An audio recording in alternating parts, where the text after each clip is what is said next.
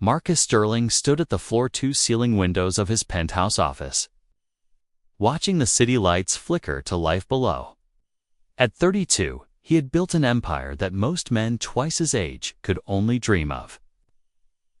Sterling Tech had gone from a small startup to a billion-dollar corporation in less than 5 years, and Marcus was the golden boy of Silicon Valley.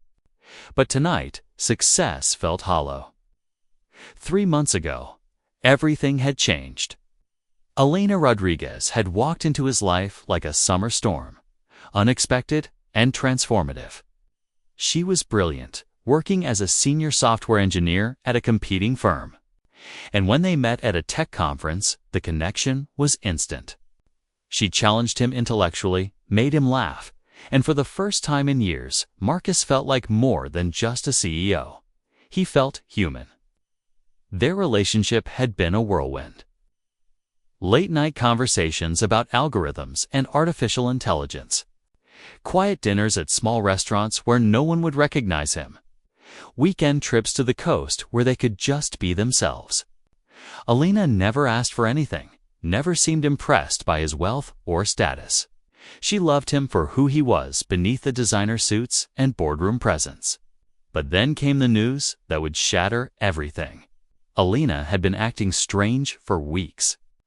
She seemed tired, distant, and sometimes Marcus would catch her staring at nothing with a look he couldn't interpret. When she finally told him she was pregnant, his world tilted on its axis. The joy in her eyes was unmistakable, but Marcus felt only panic. He had always been careful, methodical in everything he did. This wasn't part of his plan. He had companies to run, deals to close, a reputation to maintain. The tech world was ruthless, and any sign of personal complications could be seen as weakness by competitors and investors alike. But it wasn't just the timing that terrified him.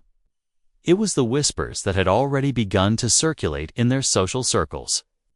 Marcus had enemies, people who would do anything to see him fall.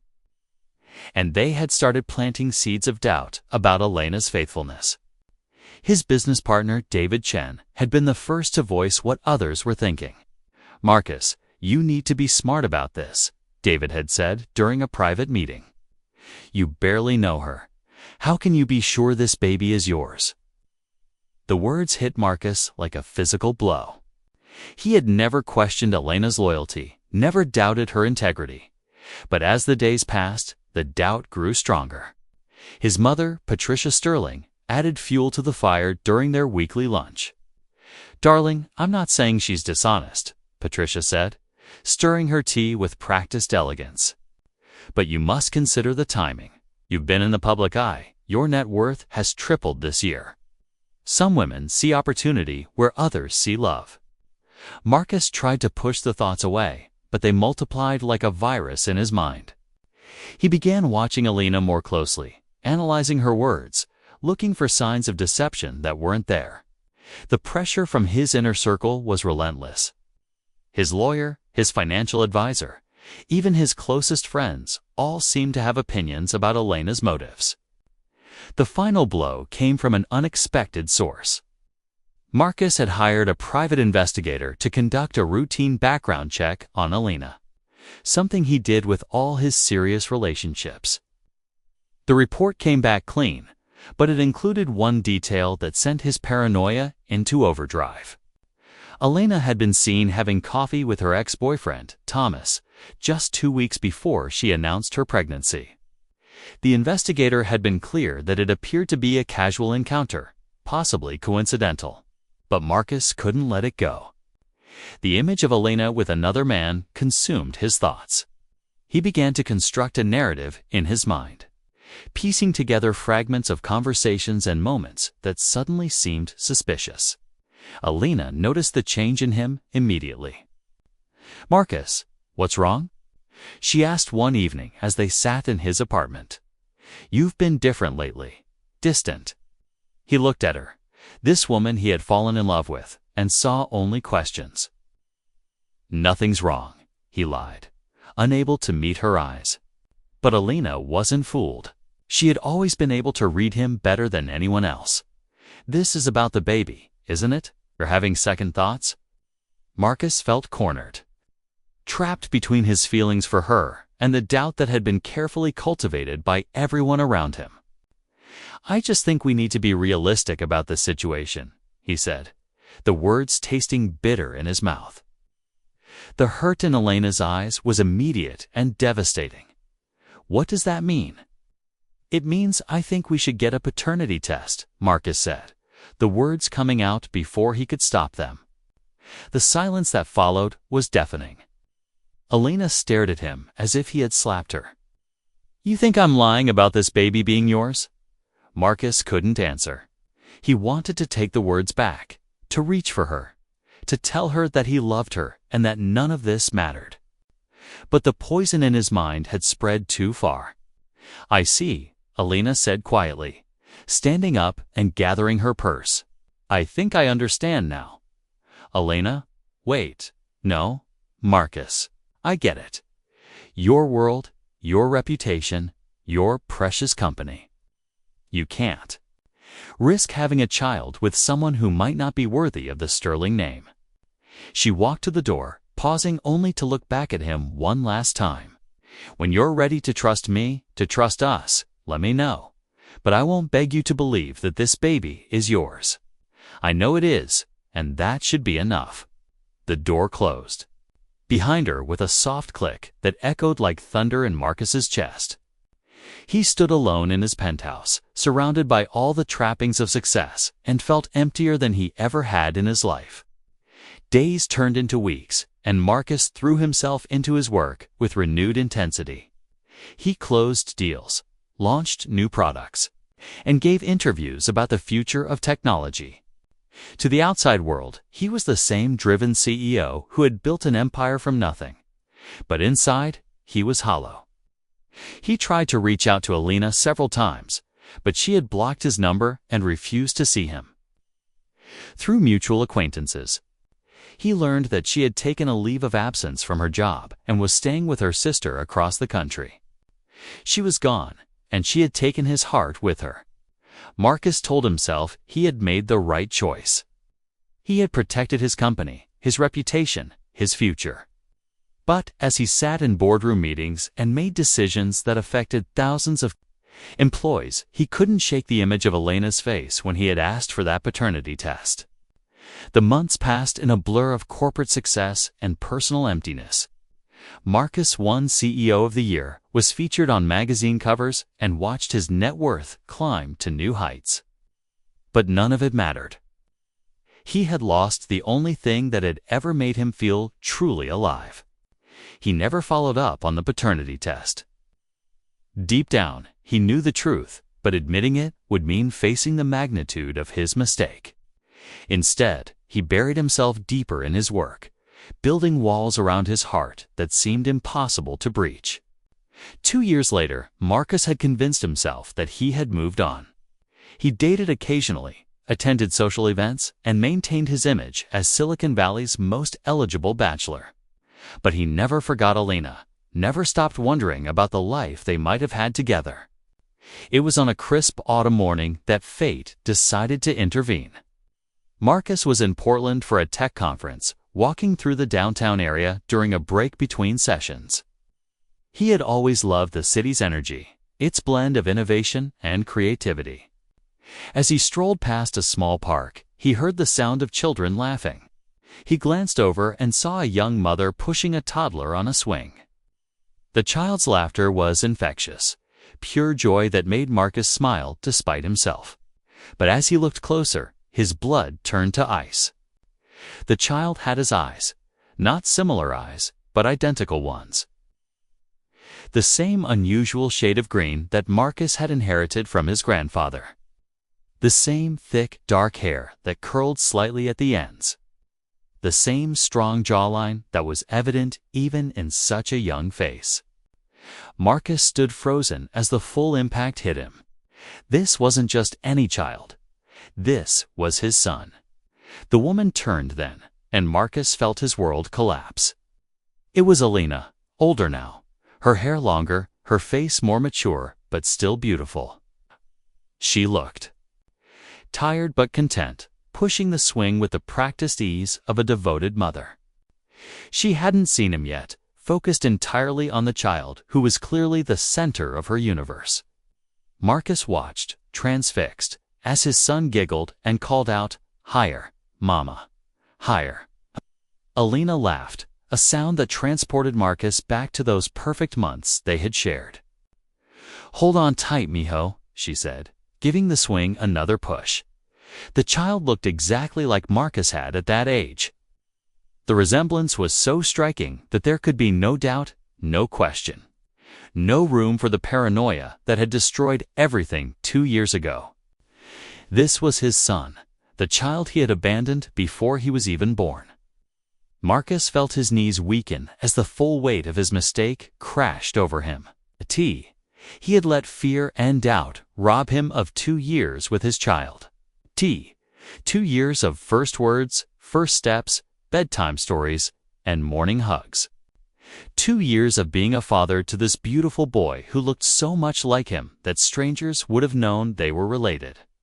Alina finally noticed him standing there, and her expression changed from contentment to shock to something harder. She stopped pushing the swing and instinctively moved closer to her son, protective instincts kicking in. Their eyes met across the playground, and Marcus saw in her face the same recognition he felt. She knew that he knew. After 2 years of silence, of absence, of abandonment, the truth was finally impossible to deny.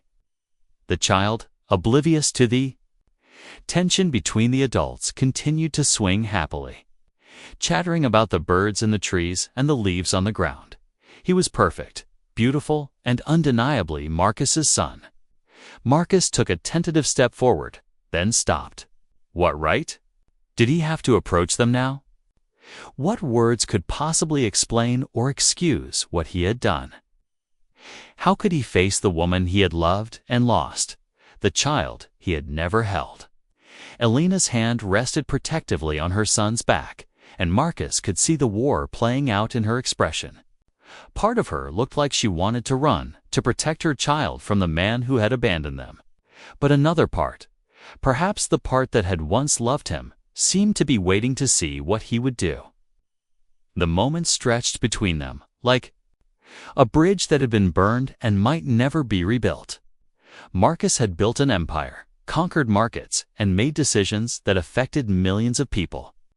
But standing in that park, looking at his son for the first time, he realized that all of his success meant nothing if he couldn't find the courage to take the first step toward redemption. The child on the swing looked up at his mother with curious eyes. "Mama, who is that man?" he asked, pointing directly at Marcus. Elena's breath caught in her throat. She knelt down beside the swing, her voice gentle but firm. "That's just someone Mama used to know. Diego. Keep swinging, baby. Diego." His son's name was Diego. Marcus felt the name settle into his chest like a missing piece of himself he hadn't known was gone. He watched as Alina helped the boy down from the swing, clearly preparing to leave.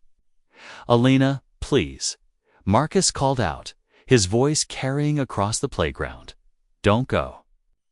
She froze, her back still turned to him. When she finally faced him, her expression was guarded, protective. "What do you want, Marcus?" He walked closer, slowly, afraid that any sudden movement might send them away forever. "I want to talk. I need to talk." "Now, you want to talk?"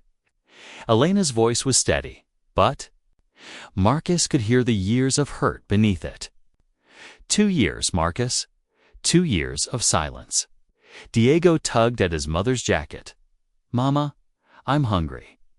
Alina looked down at her son, then back at Marcus. For a moment, he thought she might walk away, might disappear from his life again. But instead, she surprised him. "There's a coffee shop across the street," she said quietly.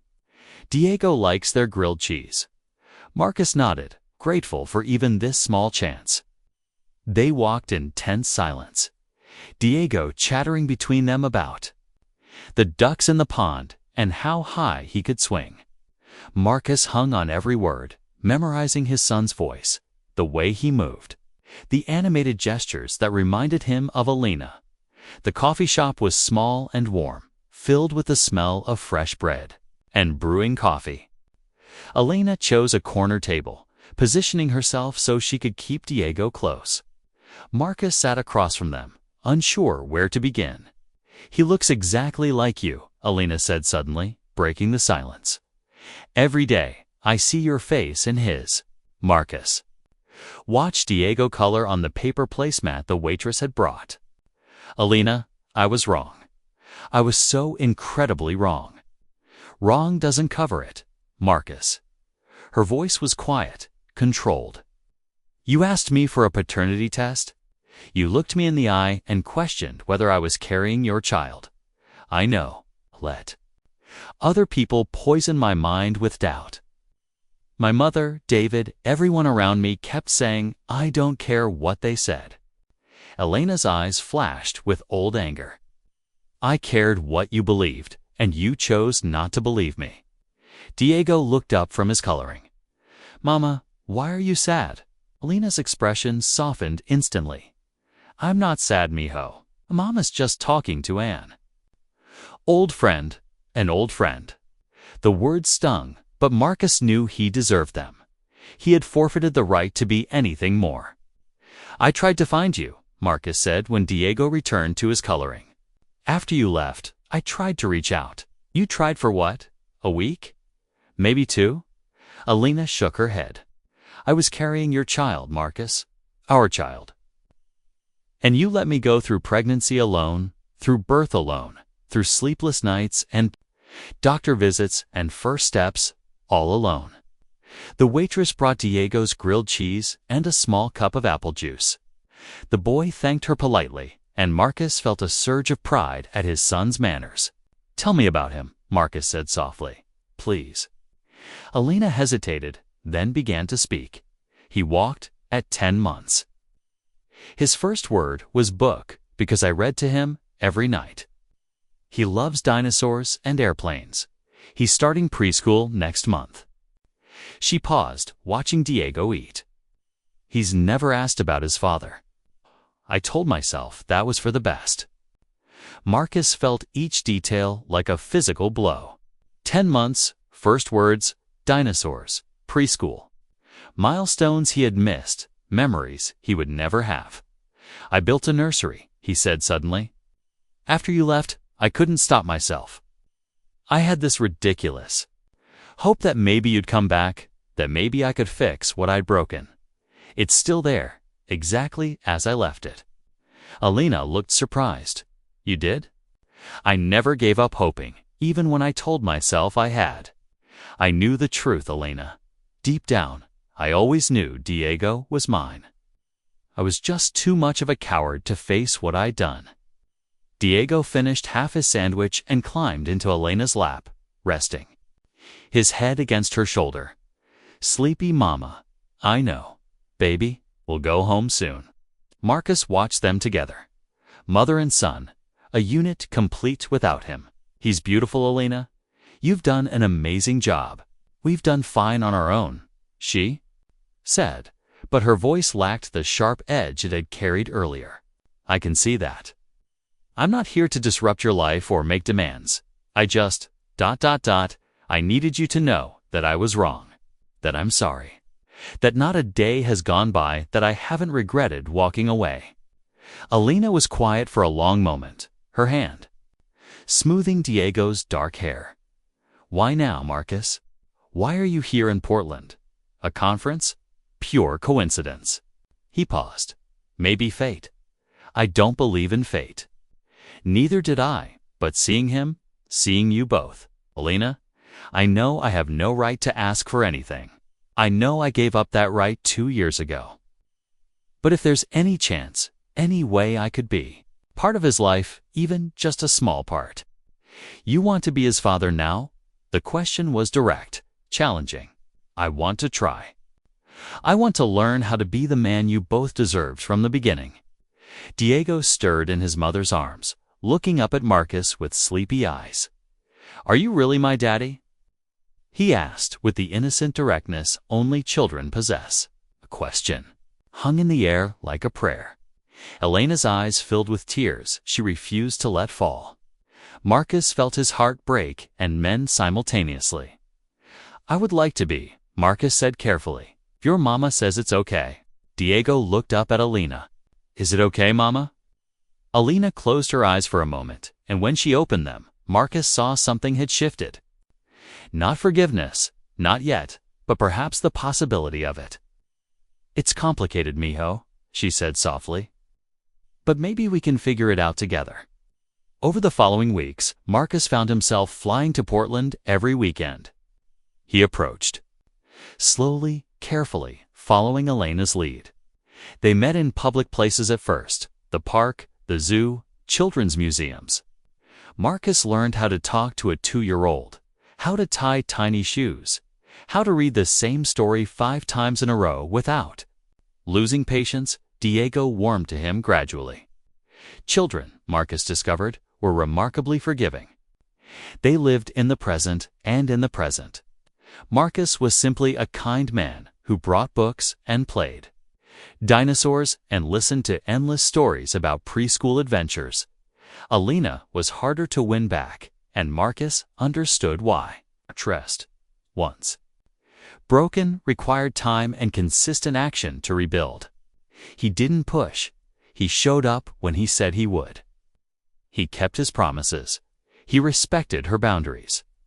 "I need you to understand something," Elena told him one evening after Diego had fallen asleep during story time. "I won't let you break his heart. If you're going to do this, if you're going to be his father, you have to be all in. No more running when things get complicated." "I'm not running anywhere," Marcus said. "I'm done running." 3 months later, Marcus made a decision that shocked the tech world. He stepped down as CEO of Sterling Tech, maintaining his position as chairman, but removing himself from day-to-day operations. He moved to Portland, bought a house 10 minutes from Elena and Diego, and began the slow process of building a life around what truly mattered. It wasn't easy. There were difficult conversations, moments of doubt, times when the past threatened to derail the fragile future they were building. But Marcus had learned something in those 2 years of emptiness that all his business success had never taught him. Love wasn't about grand gestures or perfect timing. It was about showing up every day, even when it was hard. Diego started calling him daddy 6 months after that first meeting in the park. Elena started trusting him again around the same time. And 1 year later, on a warm spring evening as they watched Diego chase fireflies in their backyard, Elena took Marcus's hand. "I forgave you months ago," she said quietly. "I just needed to make sure you'd forgiven yourself." Marcus looked at his family, his real family, the one he had almost lost forever to fear and doubt. "I'm getting there," he said. And for the first time in years, Marcus Sterling, former Millionaire CEO, current full-time father, felt truly rich. Hit subscribe and keep watching. More stories waiting for you. Tap the video on screen. Just click and enjoy.